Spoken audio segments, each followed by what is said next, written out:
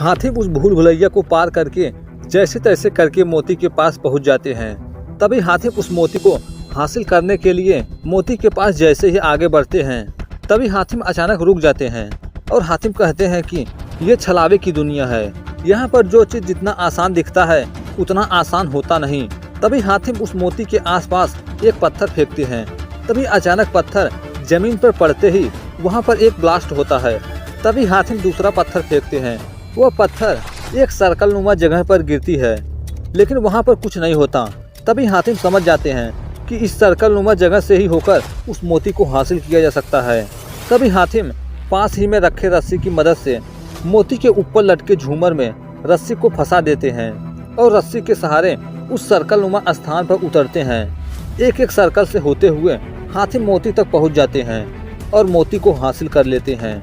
मोती को हासिल करके रस्सी के सहारे हातिम जैसे ही ऊपर आते हैं तो वे देखते हैं कि उनके सामने कोई खड़ा होता है। हातिम जैसे ही उससे पूछते हैं कि कौन हो तुम, तभी वह इंसान वहां से भाग जाता है। तभी हातिम उसका पीछा करते हुए उसके पास जाते हैं। हातिम उससे पूछते हैं कि तुम रहमान की काली दुनिया में क्या कर रहे हो। तभी वह बताता है कि मैं इस काली दुनिया का मालिक रहमान हूँ। तभी हातिम कहते हैं कि तुम तो एक छोटे से बच्चे हो। तभी रहमान कहता है, हाँ, मैं एक बच्चा और बच्चे बने रहने के लिए मैंने यह काली दुनिया बनाई। तभी रहमान कहता है कि खेल का असली मजा तो अभी बाकी है। तभी हातिम सामने देखते हैं कि उनके सामने कासिम और परजात आ रहे होते हैं। तभी हातिम जैसे ही रहमान पर हमला करने के लिए आगे बढ़ते हैं, वैसे ही अचानक कासिम और परजात हातिम पर हमला कर देते हैं। तभी काफ़ी समय तक हातिम और परजात के बीच काफ़ी समय युद्ध चलता है। वहीं लड़ाई के बीच रहमान का वह मायावी कांच टूट जाता है, जिससे ऊर्जा के तालाब का द्वार खुल जाता है। तभी हातिम कासिम और परजात को रस्सी से बांध देते हैं और उस मोती को ऊर्जा के तालाब में डाल देते हैं। मोती ऊर्जा के तालाब में जाते ही रहमान खत्म हो जाता है। वहीं दूसरी ओर जरगाम के शरीर से उसकी एक ताकत निकलकर हातिम में प्रवेश कर जाती है और हातिम को पहली जादुई शक्ति हासिल हो जाती है। तभी कासिम कहता है कि हातिम, यहाँ पर क्या हुआ था? ऐसा लग रहा था कि जैसे हम कोई बुरा सपना देख रहे हों। तभी हातिम कहते हैं कि हाँ, सपना ही था, लेकिन अब सब कुछ ठीक हो गया है।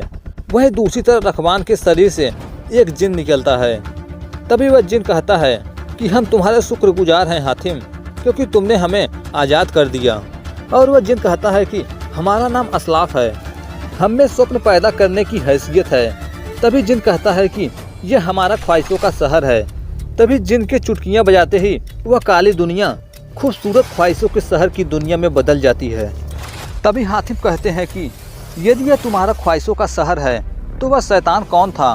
तभी जिन बताता है कि जिसे तुम शैतान कह रहे हो वह कोई शैतान नहीं था, वह तो एक बच्चा था जिसे नींद नहीं आती थी, जो कि वह बच्चा रहमान अपने नींद से परेशान था। तभी उसकी माँ रहमान की परेशानी को दूर करने के लिए उसकी माँ रहमान को बताती है कि तुम्हें नींद और सपने देखने में मदद जिन असलाफ ही कर सकता है। आगे बताती है कि वह जिन ख्वाहिशों के शहर में कैद है। जब कोई उसे वहां से आज़ाद कराएगा तब तुम जितने चाहोगे उतने सपने देख सकोगे। तभी रहमान ख्वाहिशों के शहर में जाता है और जिन को आज़ाद कर देता है। तभी जिन बताता है कि हमें जो भी आज़ाद कर देता है वह हमारा मालिक होता है और वह जो कहता है वह हमें करना पड़ता है। वह बच्चा रहमान हमसे सपनों को देखने की ख्वाहिश करता है और साथ ही कहता है, यदि मेरा मन मेरे स्वप्न से न भरे तो मैं दूसरे के सपनों को भी देख सकूं और उन सपनों को अपने मन मर्जी से चला सकूं। और रहमान इस तरह यहाँ आने वाले सभी लोगों को उन्हीं की सपनों में कैद कर देता। तभी वह जिन आगे कहता है, लेकिन शुक्रिया हातिम, तुमने हमें आज़ाद कर दिया और इस दुनिया को और खूबसूरत बना दिया। तभी हातिम कहते हैं कि वाकई में यह दुनिया इतनी खूबसूरत है जिसे एक बार देखने पर हमें बार बार देखने की तमन्ना होती है। तभी हातिम कहते हैं कि मेरे पहले सवालों का जवाब मिल गया। तभी परजात पूछती हैं, क्या है जवाब? तभी हातिम कहते हैं कि वह चीज़ जिसे एक बार देखने पर बार बार देखने की तमन्ना हो वह कोई और नहीं बल्कि हर इंसान की अपनी आरजू होती है। तभी जिन कहता है कि मुबारक हो हातिम, तुमने सही जवाब दिया। वहीं दूसरी ओर लाका चिल्लाते हुए आता है और जरगाम से कहता है कि क्या हुआ मेरे आका? तभी जरगाम लाका का गर्दन पकड़ लेता है और कहता है, यह सब कुछ तेरी वजह से हुआ है और तेरी ही वजह से हातिम को पहले सवाल का जवाब मिल गया। तभी जरगाम हातिम को खत्म करने के लिए वहाँ से निकलता है। वहीं दूसरी तरफ जिन हातिम से कहता है, हातिम तुमने पहले सवाल का जवाब दे दिया, इसलिए मैं तुम्हें तुम्हारा दूसरा सवाल देता हूँ। दूसरा सवाल होता है, नेकी कर दरिया में डाल। वहीं तभी जिन कहता है कि हातिम हमें तुम्हारी वजह से आज़ादी मिली है, इसलिए हम तुम्हारे गुलाम हैं। तभी हातिम कहते हैं कि हम किसी को गुलाम नहीं दोस्त बनाते हैं, बनना चाहते हो तो बन सकते हो। तभी जिन कहता है कि हमें मंजूर है। आगे जिन कहता है कि ऐसा आज तक किसी ने नहीं कहा और ऐसा किसी को नहीं देखा, आप सबसे अलग हैं शहजादे हातिम, सबसे अलग।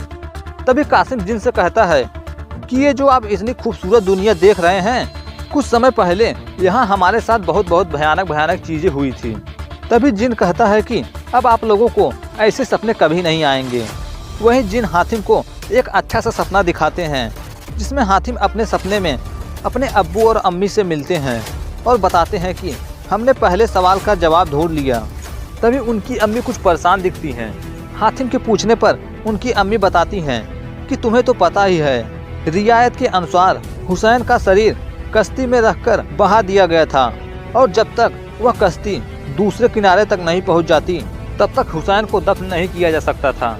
लेकिन समुद्र के तूफान के कारण हुसैन की कश्ती दूसरे किनारे पर पहुंची ही नहीं। तभी हातिम कहते हैं कि जरगाम का अंत करके अपने भाई का मौत का इंतकाम लेकर ही मैं वापस लौटूंगा। तभी हातिम अपने स्वप्न से जाग जाते हैं। उसी वक्त कासिम और परजाद पूछते हैं कि हातिम आपने अपने स्वप्न में क्या देखा, लेकिन जिन हातिम को उन दोनों को कुछ भी बताने से मना कर देते हैं। वहीं दूसरी ओर जरगाम अपने आँख के वैसी परिंदों को जीवित करता है। तभी वहाँ लाका आता है और जरगाम को वहाँ जाकर हातिम का अंत करने से रोकता है, लेकिन जरगाम लाका की बात नहीं सुनता और उस परिंदे पर बैठकर हातिम का अंत करने के लिए निकल जाता है। वहीं दूसरी ओर वे चारों हातिम, कासिम, परजाद और जुम्मन ख्वाहिशों के शहर में होते हैं और वे कहते हैं कि हमारे दूसरे सवाल का जवाब कहाँ मिलेगा, इसके बारे में तो हमें अभी भी पता नहीं है। तभी जिन वहाँ आता है और कहता है हम तुम्हारी मदद कर सकते हैं। तभी जिन कहता है कि हम तुम्हारे सवालों के जवाब की ओर इशारा तो नहीं कर सकते, लेकिन तुम्हें एक ऐसी जगह बता सकते हैं जहाँ से तुम अपनी सवालों के जवाबों की खोज कर सकते हो। तभी वे जिन हातिम को एक नक्शा देते हैं और साथ ही में एक जादुई उड़न खटोला देते हैं जो हवा में उड़ सकता था, जिस पर वे चारों बैठकर अपना सफर आगे बढ़ाते हैं। वहीं दूसरी ओर जरगाम अपने परिंदे पर बैठकर आ रहा होता है।